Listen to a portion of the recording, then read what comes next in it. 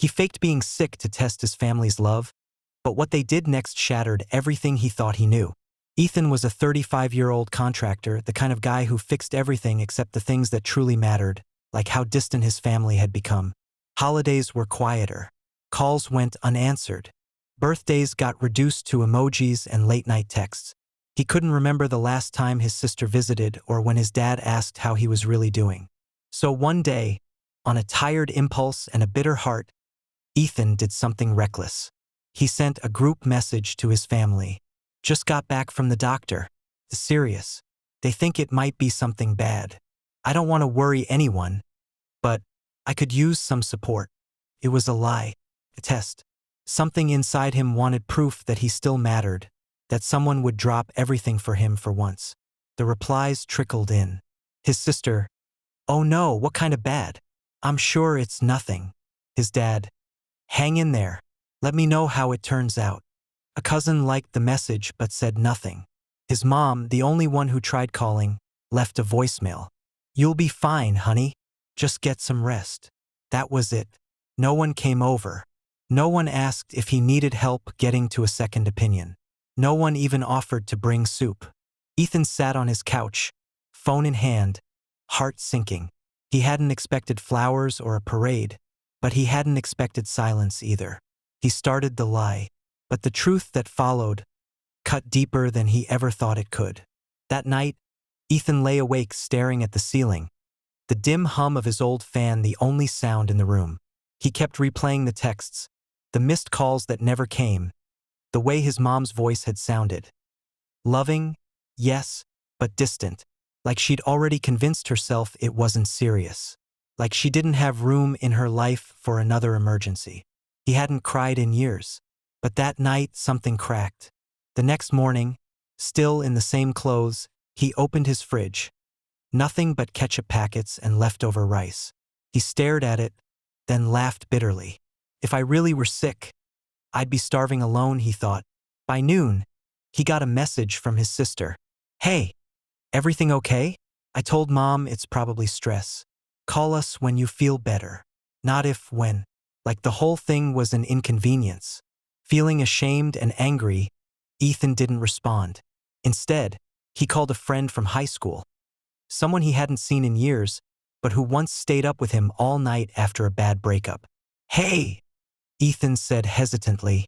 "I know it's random, but you want to grab coffee?"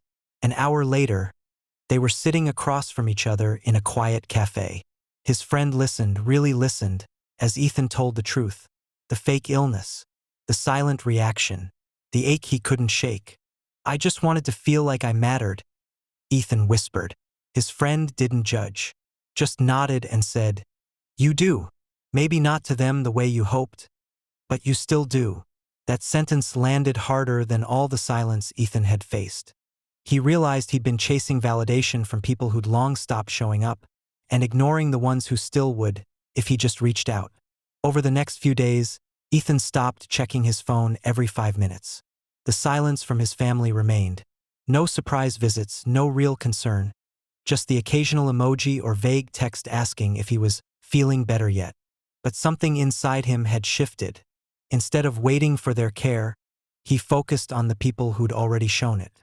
He reconnected with old friends, called a coworker he once helped during a divorce, even visited his neighbor, Mrs. Jensen, the widowed woman he used to shovel snow for as a kid.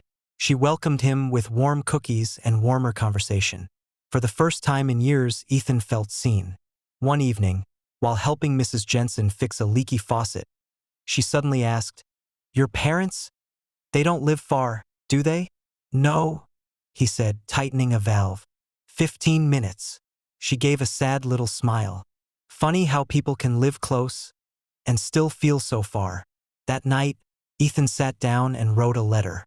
Not an email, not a text, a letter. It wasn't angry. It wasn't dramatic. It was honest. He wrote about how alone he'd felt, about why he sent the message, about what their silence had revealed. He didn't ask for an apology. He didn't beg for anything.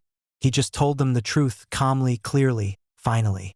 He mailed 3 copies, one to his sister, one to his mom, one to his dad. Then he let go. He no longer needed to be sick to know who would show up. 2 weeks passed.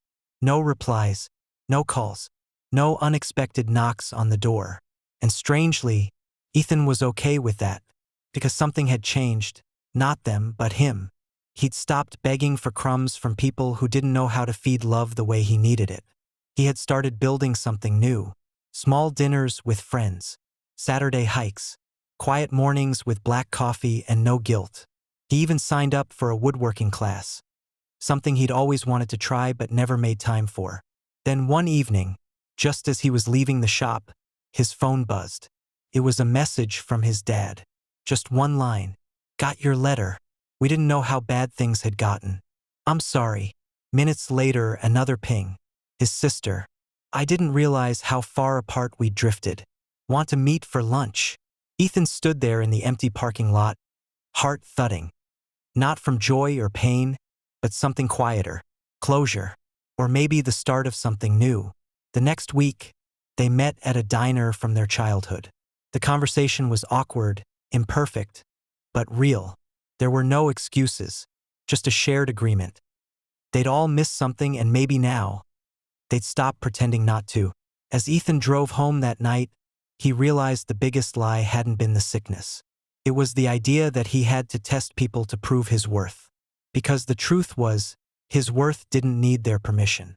And from that day forward, he promised himself, no more pretending, no more silence, just truth spoken, even when it's hard.